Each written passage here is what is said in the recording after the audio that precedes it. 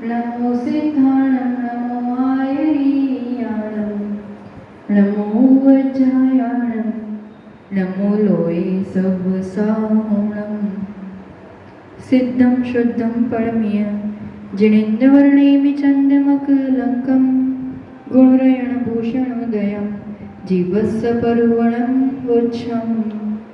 पंच परमेष्ठी भगवान की, तपस्वी सम्राट आचार्य सन्मति सागर जी महाराज की, चतुर्थ पट्टाधीश अभिक्षण ज्ञान उपयोगी ममरान गुरु श्रेष्ठ आचार्य उगन सुनील सागर जी गुरुदेव की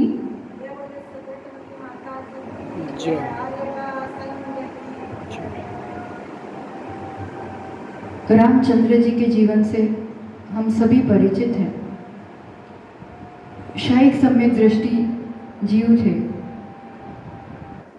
और जब उन्होंने लक्ष्मण की मृत्यु का समाचार सुना था तब वो उस बात को स्वीकार नहीं कर पाए थे और उनकी जो हरकतें थी कि उसको भोजन कराने की चेष्टा और बातें करना, उसको लेकर घूमना, कोई सामान्य अगर अपन ने पढ़ा नहीं हो उसमें पुराण में कि ये शायद सम्यक दृष्टि थे तो अपन उनको बावरा कहेंगे, पागल सा ही कहेंगे। तब सम्यक दर्शन नहीं था क्या? सम्यक दर्शन तो था। शायद सम्यक दर्शन मतलब अत्यंत निर्मल, देह और आत्मा की भिन्नता पर श्रद्धान है। ये सब योग संयोग होता है, मरण होता है तो जीव शरीर छूट ही जाता है, सब चीज पता है, मालूम है, श्रद्धा में है। अभी वो कैसा श्रद्धान है, कैसा सम्यक दर्शन है? सराग सम्यक दर्शन जो अपन अभी बात कर रहे हैं रामचंद्र जी की, तब वो चौथे गुण स्थान में है। अविरत सम्यक दृष्टि है। तो सम्यक दृष्टि तो है पर जो श्रद्धा में है वो वैसा का वैसा आचरण में आए ऐसा जरूरी नहीं है। श्रद्धा में तो पूरा है। जैसे अपने लिए कोई कह दे कि देखो आपके लिए नुकसान करेगा, अमुक मिठाई नहीं खाना, अमुक चीज नहीं खाना।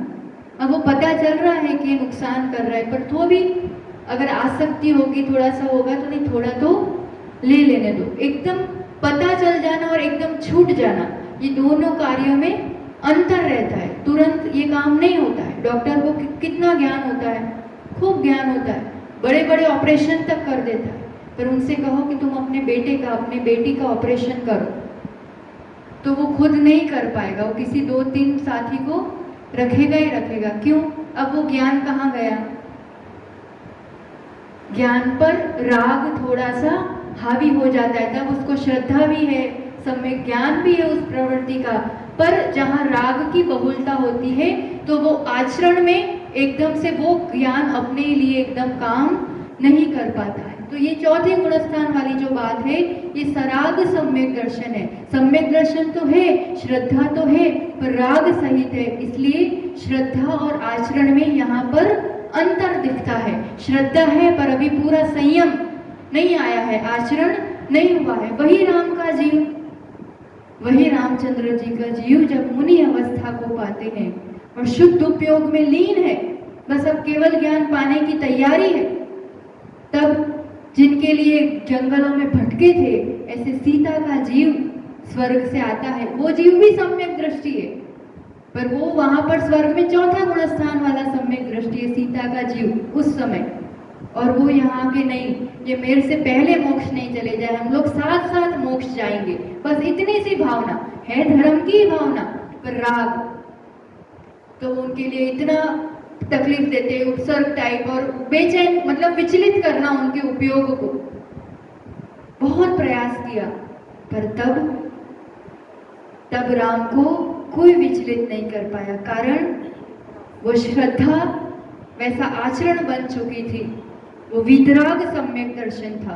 तो सम्यक दर्शन तो प्रारंभ हो गया है, अभी तो सराग सम्यक दर्शन है, आगे बढ़ता बढ़ता वही फिर वितराग सम्यक दर्शन होगा। जो आज श्रद्धा में माना है वो पूर्ण रूप से मेरे जीवन में झलकेगा भी। तो ये ऐसी एक भेद अवस्था होती है ना। जैसे किसी को बहुत आदत है सिगरेट की और उसे पता भी चल जाए, उसके पैकेट में लिखा भी है कि ये स्वास्थ्य के लिए नुकसानदायक है, कैंसर होता है, पता चल रहा है, इसको श्रद्धा नहीं है कि ये गलत चीज है या ये कैंसर देता है, ये रोग होता है, पता है कि नहीं, श्रद्धा है कि नहीं, पर एकदम छूटता है। संस्कार जो आदतें वो एकदम छूट नहीं पाती है, तो उसको छूटने का कारण भी श्रद्धा की गहराई ही बनेगी। जितनी जितनी उसकी श्रद्धा गहरी होती जाएगी उतना उतना उसके लिए छूटना सहज हो जाएगा। पर यहाँ श्रद्धा हुई और यहाँ अनादि के संस्कार, वो राग, वो एकदम से विषयों के प्रति आसक्ति एकदम छूट जाए, ये दोनों एक साथ कार्य नहीं होता है, स्टेप वाइज कार्य होता है। पहले तो मिथ्यात्व में थे, देह को ही अपना स्वरूप समझा था, संसार को ही अच्छा माना था, यही सुख ढूंढ रहे थे। उन सब पे तो वो सब चीजों की श्रद्धा, विपरीत श्रद्धा खत्म हुआ। कब? जब सम्यक दर्शन हुआ। पर अब श्रद्धा है, तो ऐसा जो अपन चौथे गुणस्थान वालों की बात कर रहे हैं उसमें दो चीजें एक साथ है। सम्यक दर्शन है यानी श्रद्धा गुण उस जीव का प्रकट हुआ है, श्रद्धा के लेवल पर है वो, कि आस्था है उसको, और उसमें दर्शन होने कर्म का उपशम या तो क्षयोपशम या क्षय किया है, वो वाली कोई अवस्था उस जीव की है, तभी वो चौथे गुणस्थान में है। पर उसके साथ और क्या चीज मिली हुई है? अविरत व्रत नहीं है, असंयम है, कारण अप्रत्यक्षानावरण का तीव्र उदय, ऐसी जो एक शामिल अवस्था है, ये चौथा गुणस्थान। तो ये इसको भी प्राप्त करना अपने आप में बहुत महत्वपूर्ण है। भले सराग सम्यक दर्शन है, पर कुछ चीजें उसके जीवन में झलकती है। तो ये यहाँ जो आचरण होता है, चौथे गुणस्थान में जो आचरण होता है उसको सम्यक्त आचरण कहते हैं। अभी संयम नहीं आया है, संयम शब्द नहीं लेंगे, क्या शब्द लेते हैं? सम्यक्त आचरण, यानी सम्यक दर्शन के साथ एक सदाचारी का जो जीवन होगा, अत्यंत व्यसनी या अत्यंत अभक्ष वाला वैसा जीवन नहीं होगा। गृहस्थी भी नहीं छोड़ी है अभी, पर ऐसा दूराचारी वाला जीवन भी उसका नहीं है। मिथ्या दृष्टि तो व्यसन में लिप्त, कुछ भी किसी की भी हिंसा कर रहा, किसी का भी गलत कर रहा, ऐसा दूराचार वाला व्यवहार नहीं होता है। सम्यक आचरण होता है चौथे गुणस्थान वाले को। और क्या पहचान? बाहर से कैसे पहचाने? अंदर से तो अपन कर्णानुयोग के हिसाब से जा रहे हैं, तो परिणामों की और कर्म के हिसाब से ही बात कर रहे हैं, पर कुछ तो लक्षण हो कि पता चले कि अपन अविरत सम्यक दृष्टि है कि नहीं है। तो बाहर से भी तो कुछ गुण झलकेंगे। तो ऐसे जीवों के लिए प्रशम और संवेग, आस्था, अनुकंपा, ये सब बाहर के लक्षण हैं जो कदाचित उनके अंदर बाहर झलकते हैं। प्रशम भाव होना, अत्यंत उपशम भाव, शांत भाव, कषायों की तीव्रता नहीं है, वो अनंतानुबंधी वाला जो पत्थर पर लकीर खींची थी, ऐसा तीव्र वैर भाव, तीव्र क्रोध, बात बात में उकल जाना, बात बात में क्रोधित हो जाना, ऐसा नहीं होता है। 8 मद भी नहीं होते हैं कि जाति का मद है, कि ज्ञान का अभिमान कर रहा है, कि तपस्या का, रूप का, ऐसा कोई मद भी इनके जीवन में इतना नहीं होता है, क्योंकि खुद का स्वरूप जान लिया है ना। तो बाह्य चीजों पर अपना स्टेटस देखना और उसके उधर पर अभिमान करते फिरना, ये बात नहीं होती है। मद नहीं होते हैं, आस्था पक्की होती है। प्रशम भाव यानी कषायों की मंदता, इतना लोभ नहीं रहेगा कि उसके व्यापार के लिए या उसकी गृहस्थी के लिए वो किसी का मर्डर तक कर दे या किसी की बहुत ज्यादा हानि कर दे, इतना तीव्र लोभ नहीं होता है। मायाचारी इतनी तीव्र नहीं होती है। क्रोध, मान, माया, लोभ का थोड़ी सी मंदता आती है, ये प्रशम भाव कहलाता है। चेहरे पर ही एक अलग ही शांतता, एक सौम्यता नजर आती है।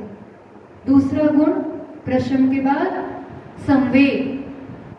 संवेग यानी 2 तरह से होता है, एक तो धर्म के प्रति अनुराग बढ़ना और संसार के प्रति वैराग्य, उदासीनता भाव। अब संसार में उसको इतना रस नहीं है, रुचि नहीं है, इच्छा नहीं है। पूर्व का अकाउंट है, वो सब पूरा तो करना पड़ेगा। जो गृहस्थी बसाई है, जिनके साथ योग संयोग है, सब पूरा करना पड़ेगा, पर वो कर्ता बुद्धि से नहीं करता है, कर्तव्य बुद्धि से कार्य करता है कि जो है प्रेम से, शांति से चुक्त हो जाए, जितना मैं उनके लिए भी कर सकूं, जिम्मेदारियों को एक सहजता से निभाना। अब बड़े बड़े पैकेज के लिए वो व्यक्ति कहीं भी भटकता नहीं फिरेगा। जो गृहस्थी चल रही है, आराम से, संतोष से, मैं ज्यादा टाइम अब स्वाध्याय के लिए लूंगा, गृहस्थी का वही टाइम है, पर सुबह उठ के सबसे पहला काम पूजा करना, दर्शन करने जाना, साधु नगर में प्रवचन सुनना, आहार दान देना। अब ये प्रवृत्ति बदल जाती है, कारण कि रुचि बदल जाती है। रुचि बदलने से, प्राथमिकता बदलने से अब वो दोपहर का फ्री टाइम होगा तो सोएगा नहीं, स्वाध्याय करेगा। रात को रात्रि भोजन का त्याग कर लिया है। सामान्य श्रावक जीवन तो होगा ही होगा इसका। बड़े व्रत नियम संयम की बात आती है ना तो घबरा जाता है, नहीं नहीं नहीं, मेरे सामने नियम की बात मत करो, मैं खूब भक्ति करूंगा, खूब सेवा करूंगा। ये जो लक्षण है ये चौथे गुणस्थान वाले हैं। नियम से तो घबराएगा नहीं, मुझे मेरे साथ दीक्षा की बात मत किया करो, मैं आपकी सेवा जितनी बनूंगा उतना करूंगा। फिर बहाने भी देगा, कोई सेवा करने वाला तो चाहिए, सब दीक्षा ले लेंगे तो क्या होगा।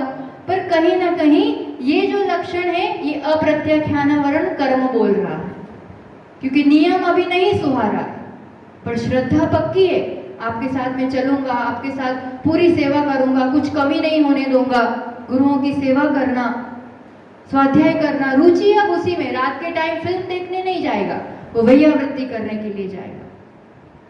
इतना फर्क उसके जीवन में आया है। ये संवेग भाव, प्रशम, संवेग, फिर आस्था। आस्था, श्रद्धा तो इसमें तो कोई दो राह नहीं, उसकी पक्की है। सच्चे देव का स्वरूप यही है, गुरु इन्हीं को सच्चा कहते हैं। शास्त्र का स्वरूप क्या है? सच्चे देव शास्त्र गुरु पर, वीतराग मार्ग पर पूरी श्रद्धा है, आस्था है। यानी इसका जीवन मूढ़ता रहित है। अब लोग मूढ़ता, देव मूढ़ता से ग्रसित नहीं है।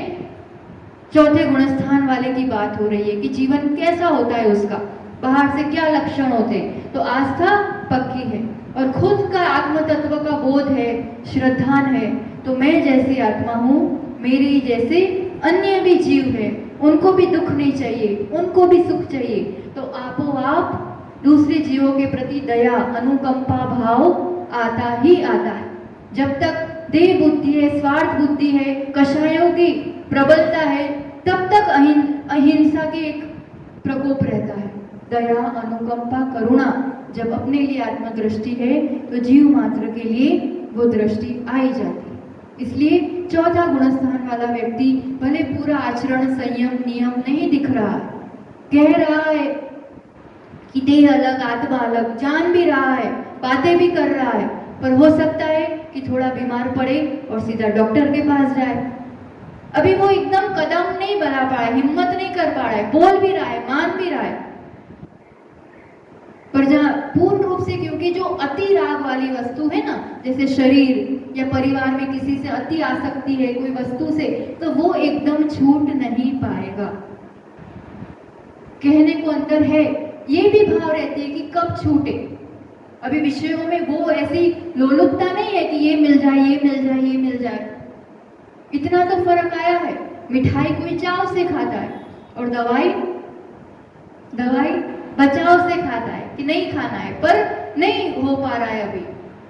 तो रोग थोड़ा शमन हुआ है, मिथ्यात्व गया है, पर अभी अप्रत्याख्यानावरण ये सब भी सर्वघाती कषाय है ना, तो ये पड़ी है। यानी कुछ जीता है और बहुत कुछ अभी शेष है, पर जो जीता है ना वो बहुत महत्वपूर्ण है और सबसे बलवान है। मिथ्यात्व को ये अवस्था प्राप्त कर ली, मतलब इतना तो तुमने पा लिया कि अब आप दुर्गतियों में नहीं जाओगे। इस अवस्था में मरण हुआ तो मनुष्य या तिर्यंच का मरण हुआ तो निश्चित रूप से वैमानिक देव बनेगा 100%। और कोई देव या नारकी है तो कर्म भूमि का मनुष्य बनेगा, पुरुष बनेगा। अब स्त्री पर्याय नहीं मिलती, नपुंसक नहीं मिलती, विकलांग नहीं, गरीब नहीं, कोई अच्छे पद पर ही वो सुशोभित होता है।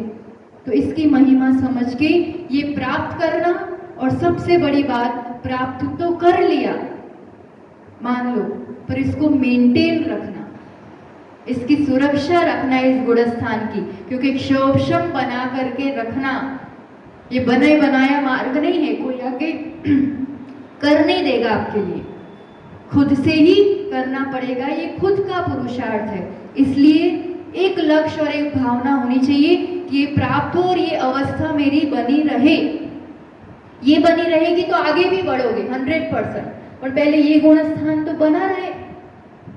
और ये बने रहने के लिए द्रव्य, क्षेत्र, काल और भाव, इसका भी सही चयन होना चाहिए, क्योंकि अपन ऐसे काल में है, इस रूप के परिवेश में है कि बाहुलता मिथ्यात्व की ही है। चारों तरफ लोग ज्यादा से ज्यादा रागी, द्वेषी, मोही ही दिखेंगे और सब उसी तरफ खींचने वाले मिलेंगे। अपना जीवन कुछ अलग भी निखरता दिखेगा तो सबको लगेगा ये तो अपन ऑड मैन आउट लगते हैं। सम्यक दृष्टि जीव आज के काल में इस संसार में ऑड मैन आउट है, पर ये ऑड मैन आउट होना ही सही है। द्रव्य कैसा चुनना? संगति। संगति ऐसी चुनो कि आपके धर्म ध्यान में वृद्धि कराए, लोभ लालच में ना ले जाए, कुदेव आदि के वहां ना ले जाए, बहुत ज्यादा ऐसी जगहों पे घूमने फिरने में और मौज मस्ती में, व्यसनों में, पैसा बर्बाद करने में ही रुचि ना रखता हो। आपके साथ धर्म ध्यान में आए, विधान करे, पूजा करे, आहार देने आए, यात्रा करने आए, कुछ तत्व चर्चा करे। प्रवचन सार में बहुत अच्छी बात कही है कि व्यक्ति को बढ़ना है, अगर गुणवान बनना है ना, तो अपने समान और अपने से अधिक गुणवानों की ही संगति करना चाहिए। कुंद आचार्य की बहुत बढ़िया गाथा है। क्या कहा? अपने समान गुणवान या अपने से अधिक गुणवानों की संगति करना चाहिए। तो हम अपने समान सम्यक दृष्टि श्रावक या फिर ऐसे सम्यक दृष्टि त्यागी, व्रती, साधु, उन्हीं की संगति करेंगे। और अपने नगर में अधिक से अधिक साधु का समागम मिले, हम भी कहीं जाए, वैकेशन मिले, थोड़ा टाइम मिले, तो हम साधु संगति में जाकर के रहे, तो ये मेंटेन हो सकता है, बाकी मुश्किल है। तो ऐसे द्रव्य की पसंदगी, फिर ऐसा क्षेत्र,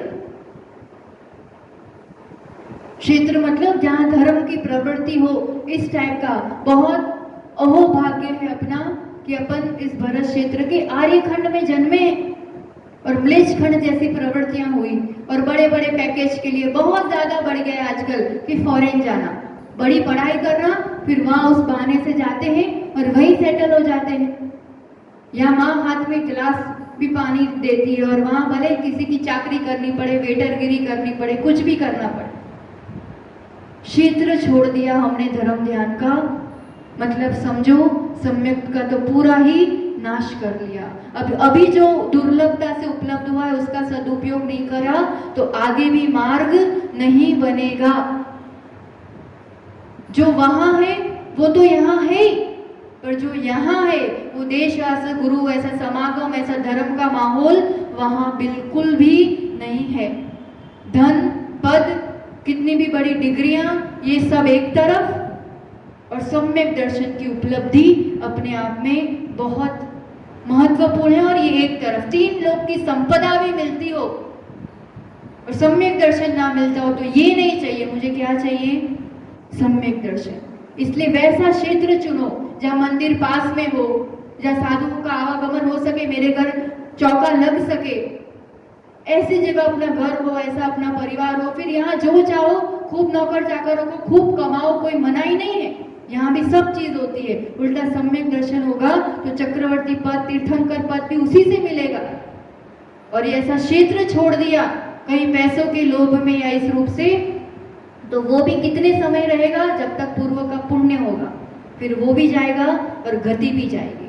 इसलिए द्रव्य, क्षेत्र, काल, समय भी वैसा। अभी जो पंचम काल है वो तो है, पर अपने लिए चौथे काल के समान है, क्योंकि मुझे सच्चे देवशास्त्र, गुरु, वीतराग, जन्मबिंब सब मिला है। मुझे कल्याण के लिए कौन रोक सकता है? पर यह है कि जब जैसा समय है उस काल का सही सदुपयोग करना, सुबह जल्दी उठना, अपने लिए, अपने आप के लिए समय देना।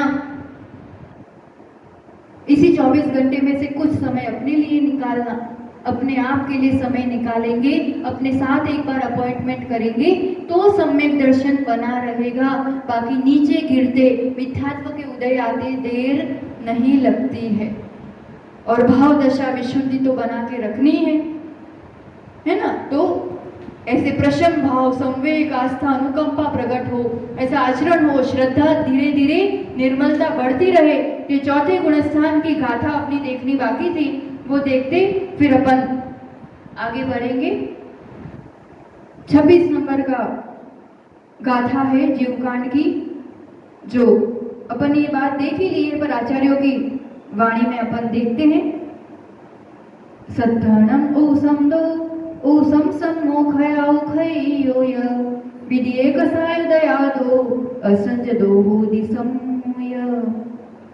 और उसके ऊपर लिया था सम्मत देश घादे सुदियादो वेदगम हवे सम्मम चलमल मगाढ़म तम नित्यम कम मखवण हेतु।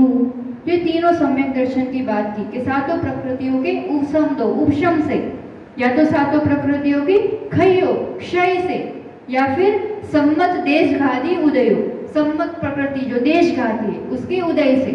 ये तीनों में से कोई भी सम्यक दर्शन अगर होता है, उपशम, क्षय और क्षोपशमी, ये तो सम्यक दर्शन है। पर विदेय कषाय उदयादो, विदेय यानी दूसरे नंबर की कषाय, दूसरे नंबर की कषाय कौन सी है? अप्रत्यक्षानावरण, उसके उदय से असंजदो, असंयम भाव भी जिसमें है, ऐसा जो गुणस्थान है उसको अविरत सम्यक दृष्टि गुणस्थान कहा है। सम्यक दर्शन की अपेक्षा तीन में से एक सम्यक दर्शन, और संयम की अपेक्षा असंयम, क्योंकि अप्रत्यक्षानावरण है। अनंतानुबंधी को जीता है तो सम्यक आचरण तो है, पर संयम अभी जीवन में नहीं है। तो उसी के लिए और आगे श्रद्धा गुण की यहाँ प्रबलता है, प्रमुखता है, उस बात को यहाँ पर कह रहे हैं। सभी गाथाएं एक के बाद एक देख लेते हैं। सम्मा इट्ठी जीवो उवैठम पवेणम तु सदहदि सदहदि अपसद्भावम अजानमानो गुरुनियोगो। कहते हैं कि सम्मा इट्ठी जीवो, जो सम्यक दृष्टि यहाँ जीव है वो क्या करता है? उविठम पवेणम, जो प्रवचन है, उपदेश है आप आदि का, उसमें पूरी श्रद्धा करता है, पूरी रुचि करता है। और सदहदि असद्भावम, जो कदाचित अन्यथा रूप उसकी जो विशेष ज्ञान के अभाव में जो श्रद्धा थी, है ना, केवल गुरु के ही नियोग से जो उसके गुरु ने कहा सो ही अरिहंत की आज्ञा है, इस रूप से मानता है। इसमें दो रूप से देखना है। पहला यहाँ पर कह रहे हैं कि सम्यक दृष्टि जीव कैसा होता है, तो उसको पूरी श्रद्धा है किस पर? जो आप द्वारा कहा गया है, जो जिनेंद्र प्रभु द्वारा कहा गया है, जो जिनवाणी में कहा गया है, जो गुरु ने कह दिया है। और जो गुरु ने कहा मतलब ये अरिहंत की वाणी है और ये सही है। उसका ज्यादा ज्ञान नहीं है, अभी ज्यादा पता नहीं चलता है, और कुछ चीजें तो ऐसी है, नरकों का वर्णन, उसका वर्णन अपन देखा भी नहीं है, पर नहीं, गुरुदेव ने कहा है, जिनवाणी ने कहा है, मतलब ये सही है। सब चीज अभी आचरण में नहीं आ रही है, सब चीज देखने में नहीं आ रही है, पर ये श्रद्धा गुण बहुत काम करता है। जिनेंद्र प्रभु ने जो देखा है, जो कहा है, वो सही है, इतनी उसकी पक्की श्रद्धा होती है।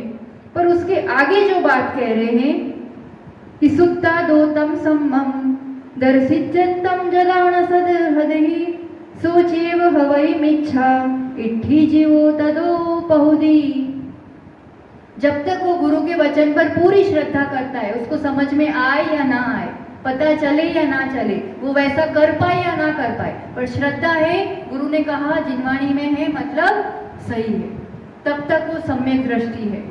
पर अगर किसी कारण से वो किसी ऐसी बात पर श्रद्धान कर रहा है, या तो गुरु से सुनी है या उसके पहले से उसकी उस रूप की धारणा है, असत भावम, जो सत्य नहीं है, असत पर उसका श्रद्धान है, और अब गंधर आदो गंधर्व की वाणी से उनके लिए बताया जाता है कि अब देखो सूत्र में ऐसा लिखा हुआ है, सत्य तो ये है, जिनवाणी में इस रूप से कहा है, आपकी वाणी ये है, अरिहंत की वाणी ये है, उसके लिए पूरा बताया जाता है। फिर भी अगर वो हट करता है कि नहीं, मैंने जो मेरे जो है यही सही है, अगर वो इस रूप से करता है तो वो उसी क्षण मिथ्या इट्ठी, वो मिथ्या दृष्टि हो जाता है।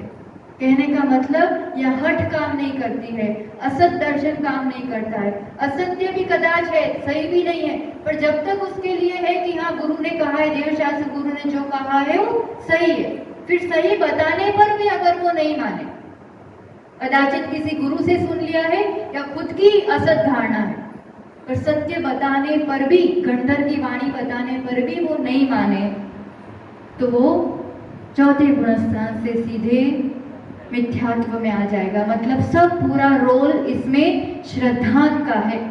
श्रद्धा पक्की बनी रहनी चाहिए, किस पर? सच्चे देव शास्त्र गुरु पर, उनकी वाणी पर और अपने आत्मा के अस्तित्व पर। इतना चीज पक्का होना चाहिए। इतनी बात पक्की हुई तो फिर अब ऐसा जीव, इसमें चारों गति के जीव होते हैं, ठीक है, पर देव और नारकी के लिए यही स्टॉप हो जाता है। चौथे के आगे वो नहीं बढ़ सकते, या तो मिथ्या दृष्टि होंगे या अविरत सम्यक दृष्टि होंगे वहां के जीव। और कदाचित अभी ये जो जिनको प्रथमोपशम सम्यक दर्शन एक बार हो गया है, ठीक है ना, तो जब तक सम्यक दर्शन नहीं हुआ था, अनादि मिथ्या दृष्टि जीव था, उनके लिए जो मोहनीय कर्म है, मोहनीय कर्म की टोटल प्रकृतियां कितनी? 28, ठीक है, पर सम्यक और सम्यक मिथ्यात्व का बंध नहीं होता है, वो बंध योग्य प्रकृति नहीं है। तो अनादि मिथ्या दृष्टि जीव को कितनी प्रकृतियों का बंध हो रहा है? 26। सम्यक और सम्यक मिथ्यात्व का तो बंध होता ही नहीं है किसी को भी कभी भी। तो अभी तक जो अनादि मिथ्या दृष्टि ही है उसके लिए बंध भी 26 का है, उदय भी 26 का है और सत्ता भी 26 प्रकृतियों की ही है। फिर प्रथमोपशम सम्यक करने पर अब वो जीव 28 प्रकृति का सत्ता वाला हो जाता है, क्योंकि मिथ्यात्व के उस समय 3 टुकड़े हो जाते हैं। तो अब वो जीव 28 प्रकृति की सत्ता वाला, वो सादी मिथ्या दृष्टि जीव है। क्योंकि अब वो सादी मिथ्या दृष्टि जीव के सम्यक मिथ्यात्व कदाचित उदय में आया तो वो तीसरे में भी जा सकता है, प्रथमोपशम से गिरते समय दूसरे में भी जा सकता है, और सम्यक मिथ्यात्व, मान लो मिथ्यात्व से भी सम्यक मिथ्यात्व को उदय आया तो तीसरे में जा सकता है, चौथे में है तो भी सम्यक मिथ्यात्व को उदय आया तो नीचे गिर सकता है। तीसरा गुणस्थान ऊपर से नीचे गिरते टाइम भी हो सकता है, नीचे से ऊपर जाते टाइम भी हो सकता है। पर ये नारकी और देव, इन 2 पर्याय में ये 1 2 3 4 ये गुणस्थान रह सकते हैं। यहाँ रहेगा, नीचे जाएगा, थोड़ा ऊपर चढ़ेगा, इन्हीं में खेलना होता है उनका, है ना। इसके ऊपर नहीं जा सकते क्योंकि वहां बिल्कुल भी संयम नहीं है। मतलब उनके अप्रत्याख्यानावरण का तीव्र उदय चलता ही रहता है, मान लो सम्यक दर्शन है तो भी, ठीक है। अब बात आई मनुष्य और तिर्यंच, ये 2 गति की।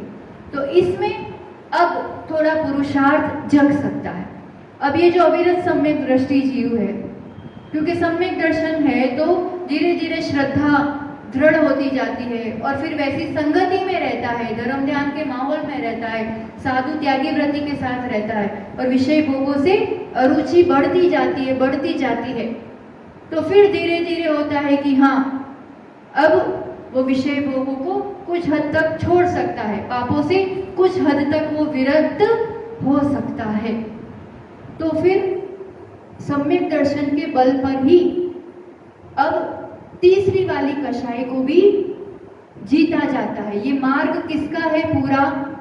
ये जो गुणस्थान का, ऊपर पहुंचने का, मोक्ष मार्ग का, मोहनीय कर्म को जीतने का, कषायों को जीतने का। सबसे पहले मिथ्यात्व का काम हो गया। अब एक एक करके कषाय।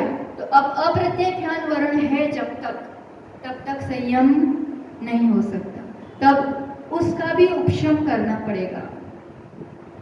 उसका अभी क्षय नहीं होगा, अभी किसी का भी क्षय नहीं हुआ है ना। ये भी यहाँ भी प्रकृतियां पड़ी है, मिथ्यात्व अनंतानुबंधी सभी। अगर क्षोभशम सम्यक दृष्टि है तो अभी सत्ता में तो है, पर विशुद्धि के बल पर क्षोभशम बना रखा है। अब अप्रत्याख्यान वर्ण का भी क्या करना पड़ेगा? उपशम करना पड़ेगा। वही उद्याभावी क्षय और सद रूप उपशम, वैसी वाली अवस्था करेंगे, उसको उदय में नहीं आने देंगे। अगर उसको उदय में नहीं आने देंगे तो फिर उसका प्रभाव नहीं रहेगा, तो फिर जीवन में देश संयम प्रवेश करता है। सब क्रमिक है, एक एक कषायों को जीतने का मार्ग है। पहले सम्यक दर्शन हुआ, फिर देश संयम यानी एक देश संयम उसके जीवन में होता है। तो किस रूप से होता है ये? चौथे से कोई जीव चढ़ करके पांचवे में जाता है ना। अभी किसकी बात चल रही थी? अविरत सम्यक दृष्टि की। ये एकदम डन हो गया, श्रद्धा उसका पक्का है, पर अभी व्रत संयम नहीं है, अत्यंत थोड़ी राग अवस्था के कारण। अब चढ़ाई आगे ऊपर करनी है, तो एक और कषाय को जिसका अभी उदय चल रहा था, उसका भी अब शोभशम होता है। तो फिर जीवन में देश संयम आता है। देश संयम मतलब एक देश संयम, यानी कुछ तो संयम है और कुछ असंयम है, दोनों वाली अवस्था यहाँ पर होती है। आचार्य अपन क्या कह रहे हैं, अपन देख के फिर उसको समझते हैं। पच्छा खाणो दयादो संजम भावो न होदि नवरिमतु थोवदो होदि तदो देशवदो होदि पंचमो। पंचम गुणस्थान 30 नंबर की गाथा में कह रहे हैं पच्छक खाण उदयादो। अब किसका उदय है? प्रत्याख्यानावरण का। अब प्रत्याख्यान को जीत लिया, मतलब संयम हो सकता है, पर प्रत्याख्यानावरण, प्रत्याख्यान का अर्थ संयम, नियम। तो प्रत्याख्यान पर आवरण डालने वाला अभी कर्म का उदय है, इसलिए सकल संयम नहीं हो सकता। पर अप्रत्याख्यान को जीत लिया है तो कुछ अंश में संयम हो सकता है ना। प्रत्याख्यानावरण का काम क्या है? सकल संयम नहीं होने देना, महाव्रत नहीं होने देना, पूर्ण संयम नहीं होने देना, ये प्रत्याख्यान का काम। तो अभी प्रत्याख्यान का उदय चल रहा है 5वें गुणस्थान में, तो सकल संयम नहीं है अभी इस गुणस्थान में, क्योंकि प्रत्याख्यान का उदय है, पर अप्रत्याख्यान को जीत लिया है, इसलिए थोड़ा संयम जीवन में हो सकता है। अप्रत्याख्यान मतलब बिल्कुल भी संयम नहीं हो सकता इसके उदय में। अप्रत्याख्यान, असंयम टोटल, और प्रत्याख्यान में टोटल संयम नहीं हो सकता। तो ये बीच वाली अवस्था रहती है। अप्रत्याख्यान को जीता और प्रत्याख्यानावरण के उदय रहने पर पूर्ण संयम तो नहीं होता है, संयम भाव ना हो दी। पूर्ण संयम का भाव नहीं आ रहा कि घर बार भी छूट गया, कपड़े भी छूट गए, केशलोच भी हो गया, अभी इतना भारी काम नहीं हो रहा है, पर घर में रहते रहते अणुव्रत का पालन किया और ऐसी विरक्ति बढ़ाई, ये काम होता है। तो संयम भाव ना हो दी, पर थोव वदो हो दी, थोड़ा सा यहाँ पर एक देश व्रत जितना देश संयम होता है, और इससे ही थोदी पंचमो, इससे ही पंचम गुणस्थान बनता है। तो किसका विरक्त भाव किसका है और संयम भाव कौन सा, असंयम भाव कौन सा, अपन देखते हैं।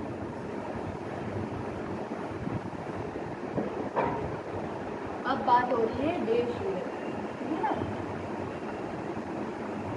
तो देश विरक्त कहो या विरक्त प्लस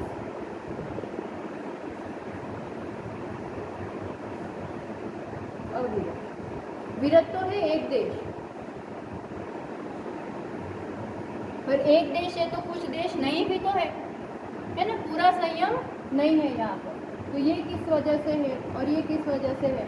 विरक्त किससे है और अविरक्त किससे है? हाँ,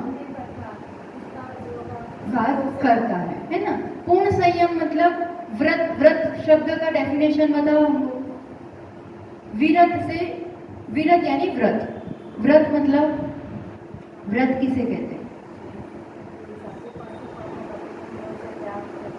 व्रत यानी विरक्त होना। किससे विरक्त होना? 5 पापों से विरक्त होना, ये व्रत कहलाता है। तत्वार सूत्र में सूत्र ही आता है पूरा। तो 5 पापों से विरक्त होना व्रत है। अब यहाँ कुछ अंश में विरक्त है, यानी 5 पापों से विरक्त भी है, और कुछ अंश में नहीं है, दोनों चीज एक साथ है। तो कैसे है? तो यहाँ पर कह रहे हैं जो तस्वहाव विरदो अविरदो तह यथावर वहादो एक समयम में जीवो विरदा विरदो जिणे कमई। दोनों भाव एक साथ, विरदा अविरत, विरक्त और अविरत। तो किससे? तस भाव दो किससे? त्रस्त जीवों की हिंसा से विरक्त है। इस रूप से 5 पापों से वो विरक्त है। त्रस्त जीवों का घात नहीं करेगा, क्योंकि अनुकंपा बढ़ती है, दया बढ़ती है, तो अहिंसा जीवन में आती ही आती है। अब वो झाड़ू लगाएगा पर ध्यान रखेगा कि चींटियां नहीं मर जाए। अब वो अब गृहस्थी है मान लो, तो रसोई बनानी पड़ेगी, पानी का उपयोग भी करना पड़ेगा, अग्नि, वायु, जल सभी का उपयोग होगा। तो वो है, तब तक आप कुछ भी नहीं कर सकते क्या जीवन में? जब घर छोड़ेंगे तभी सब कुछ होगा क्या? तो ऐसा नहीं है। जिनेंद्र प्रभु की बहुत कृपा है, जो जिस अवस्था में है ना, वहां पर भी मार्ग बनाया है उनके लिए। मोक्ष मार्ग अविरल चलता रहता है। आपको रसोई करनी पड़ेगी, कपड़े धोने पड़ेंगे, जल, अग्नि, वायु, वनस्पति, भोजन करोगे, सब उपयोग होगा। तो एक इंद्रिय का घात हो जाए कोई बात नहीं, उस अपेक्षा से अविरत हो आप, वो पूरा त्याग नहीं हुआ है। स्थावर जीवों का घात कदाचित हो सकता है, पर त्रस्त जीवों से तो बच सकते हैं ना। त्रस्त जीवों के घात से बच गए मतलब महान पाप से बच गए अपन। तो त्रस्त जीवों का घात नहीं होगा, चूहे को नहीं मारेंगे, चिपकली या किसी भी इस रूप से लर्ड पीपल जो अनाज में जीव पड़ जाते हैं उसका घात नहीं होगा। इस रूप से व्हीकल चलाते, सब चीज में अब सावधानी बढ़ गई, सजगता बढ़ गई, क्योंकि ये जीव सम्यक दृष्टि है कि नहीं है? 5वें गुणस्थान वाला सम्यक दृष्टि तो है, अपनी आत्मा के कल्याण की फिक्र भी है, हित की भावना भी है, तो उसका बोझ नहीं बढ़ाएगा, वो पाप नहीं बढ़ाएगा। खुद के हित के साथ अपन गाड़ी चलाते हैं, ब्रेक लगाते हैं, है ना? गाड़ी ब्रेक वाली चलाते हैं कि बिना ब्रेक के चलाते हैं? ब्रेक वाली चलाते हैं, है ना? तो ब्रेक चलाते हैं तो अपन को लगता है अपनी सुरक्षा होगी, फिर अपने साथ जो आसपास है उसकी भी सुरक्षा हो ही जाती है ना। हम अपने आत्मा की फिक्र करेंगे, उसके लिए अहिंसा आदि का पालन करेंगे, तो उसके लिए दूसरे जीवों का अपने आप सुरक्षा हो ही जाएगी और करेगा ही वो जीव। तो इस अपेक्षा से उनके जीवन में व्रत है, 5 पापों का त्याग है। कौन से व्रत है? अणु व्रत। अणु यानी छोटे छोटे अंश में व्रत है, क्योंकि कुछ अंश में इन्हें 5 पापों को जीता है।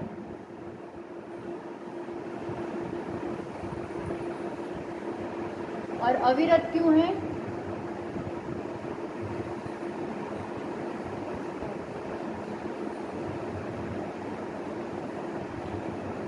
स्थावर जीव का घात हो सकता है, उस अपेक्षा से इसका त्याग नहीं है, इसकी हिंसा का, तो अविरतपना। और त्रस्त जीव का हिंसा का त्यागी है, त्रस्त जीवों की हिंसा का त्यागी है। और यहाँ स्थावर जीव का घात हो सकता है, या हिंसा का त्यागी नहीं। इतनी अवस्था समझ में आई, पर इसमें दोनों में सम्यक दर्शन तो है ही, ठीक है ना? सम्यक दर्शन अब रहेगा आगे तक। सम्यक दर्शन के साथ अब ये एक प्रोग्रेस हुआ, आगे बढ़ा हो। पहले बिल्कुल अविरत सम्यक दृष्टि था, उसकी जगह अब विरत अविरत दोनों भाव उसके जीवन में आए, क्योंकि अप्रत्याख्यान को उसने जीता। तो अब इसमें किस रूप की अवस्था बनती होगी? अब अविरतपना क्यों है? क्योंकि प्रत्याख्यान का उदय है, वो आगे नहीं बढ़ने दे रहा है, वो पूरा संयम नहीं आने दे रहा है। किसकी उपस्थिति? प्रत्याख्यानावरण की। उदय किसका चल रहा है यहाँ पर? प्रत्याख्यानावरण का। सम्यक दर्शन कौन सा है इस जीव को? कौन सा वाला सम्यक दर्शन है? शोभशम होगा, या कोई क्षायिक भी हो सकता है, मनुष्य आदि, है ना? कोई भी हो सकता है। तो सम्यक दर्शन तो है ही। अब ये वाला जो बन रहा है ना उसका, ये भाव कौन सा कहलाता है? इसका कौन सा भाव है यहाँ पर? शोभशमिक भाव। और शोभशमिक भाव में भी अब जो भी बात होगी सब चारित्र मोहनीय की अपेक्षा होगी 5वें गुणस्थान से, ठीक? तो भाव तो शोभशमिक भाव में आपको पता हो, अपन ने पढ़ा भी है, जो सुन रहे हैं, 18 भाव होते हैं। है ना, ज्ञान अज्ञान और ये सब, उसमें चारित्र और सम्यक संबंधी सदवस्तु उपशम।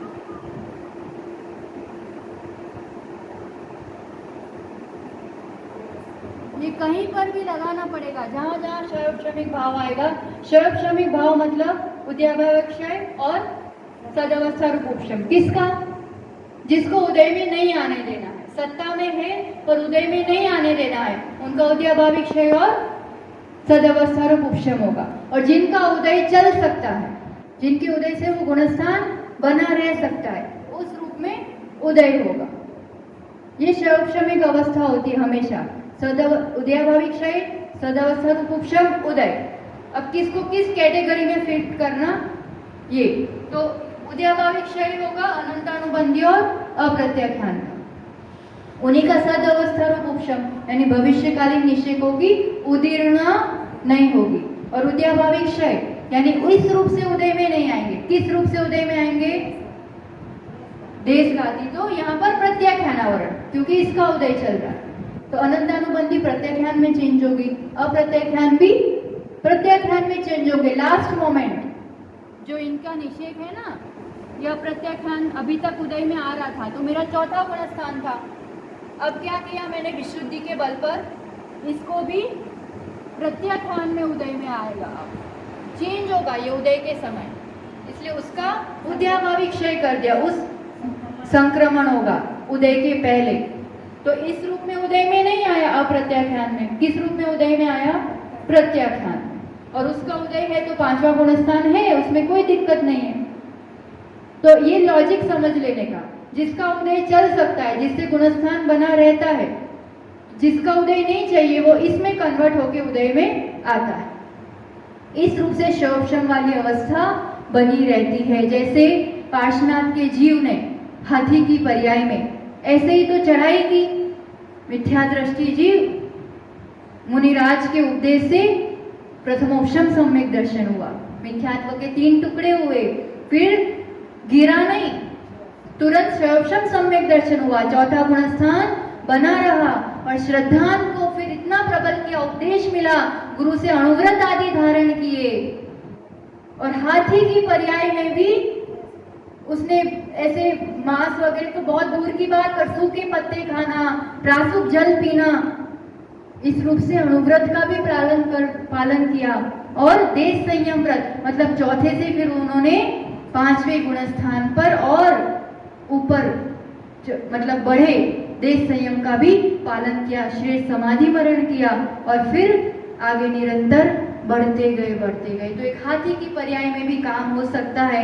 तो अपन तो मनुष्य हैं, समझदार हैं, इतना पराधीन जीवन नहीं है, अपन भी चाहें तो इस हद तक तो, इस स्टेज तक तो आराम से पहुंच सकते हैं। तो खाली एक प्रश्न के साथ बात को विराम देंगे। आप लोग की शादी तो हुई होगी जो सुन रहे हैं प्राय करके, क्योंकि युवा बच्चे तो नहीं सुन रहे होंगे, है ना।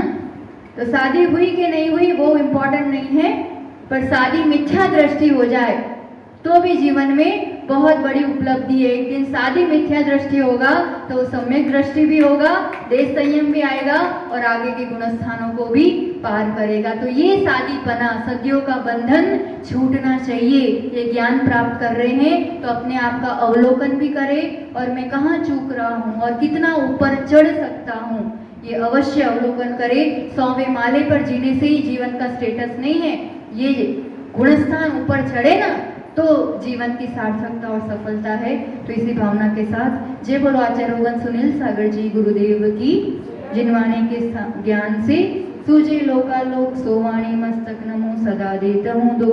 हे जिनवाणी भारती तो हे जपू दिन रैन, जो तेरा शरणागहे सो पावे सुख जैन। 9 बार नमो।